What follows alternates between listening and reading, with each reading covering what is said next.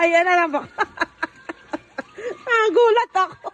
Gumawa nga ako nitong apple soda at napanood ko nga lamang sa ibang vlogger at ako naman ay na-inspire. Tapos yung pagkasoda niya ay talaga namang nakakagulat. Kaya naman eto mga mi, try natin. Meron ako ditong 2 piraso ng apple at medyo malaki naman yan. Ngayon nilagyan ko ito ng 1 kutsarang baking soda. Yung soda, yun yung ipanglilinis natin dito sa mansanas. Kailangan kasi malinis na malinis nga itong ating mansanas bago nga natin ito gayatin. Hinugasan ko pa nga ito ng 1 beses dito nga sa tubig. Malinis sa itong ating mansanas. Ngayon naman ay atin itong gagayat-gayatin, pero slice muna natin yan ng mga ganito at tanggalan nga natin yan ng mga buto. Pag naalis na yung mga buto, gayatin naman natin yan ng ganitong kaninipis. Kahit anong klase nga ng mansanas ay pwedeng-pwede nyo nga gawin. Tapos ayan, nagready naman ako dito ng asukal. 1/4 lang yung asukal at konting ginger o luya. Tapos magready din kayo ng garapon na babasagin na katulad nga nito. Pwede naman yung ibang klase ng garapon basta babasagin. Tapos kung walang takip, pwede naman yan takpan ng tela. Thank you nga pala sa sponsor nitong aking garapon, ng aming Auntie Pearly. Yung mansanas, inilagay ko na sa loob, pati yung luya. Ngayon naman, meron ako ditong tubig sa bowl.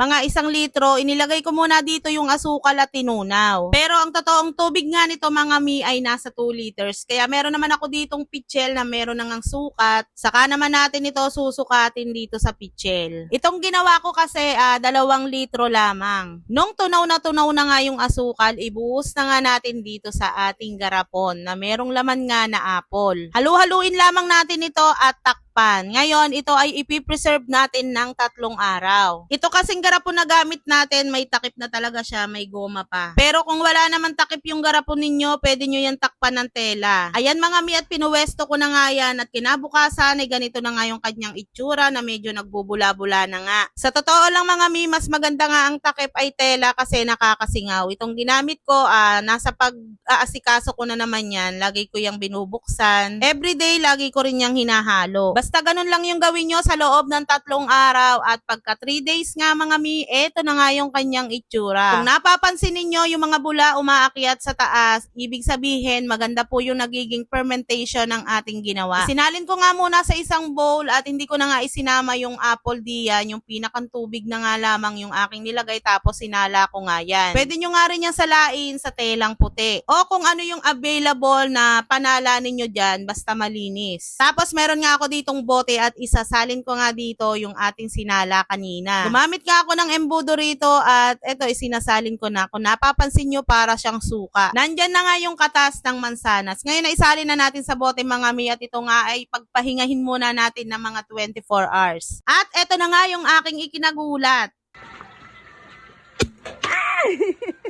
Ayan na naman. Nagulat ako. Oh, matindi yung soda, oh. Gusto ko na nga itong tikman mga mi at naglagay nga ako ng yelo dito nga sa baso. At dahil gaya-gaya nga tayo, titikman na natin to. Syempre sa unang tikim, lalasahan muna natin yan. Matamis-tamis siya mga mi at medyo may asim na lasang prutas. Tapos medyo may hawig siya ng konting lasa sa konting alak bagay on. Yung luya, hindi ko nalasahan. Pero mga mi, masarap siya. Lalong-lalo na pag malamig. O hanggang dito na lang at paki-like, follow, and share kung nagustuhan nyo ang video na to. Thank you for watching. Bye-bye!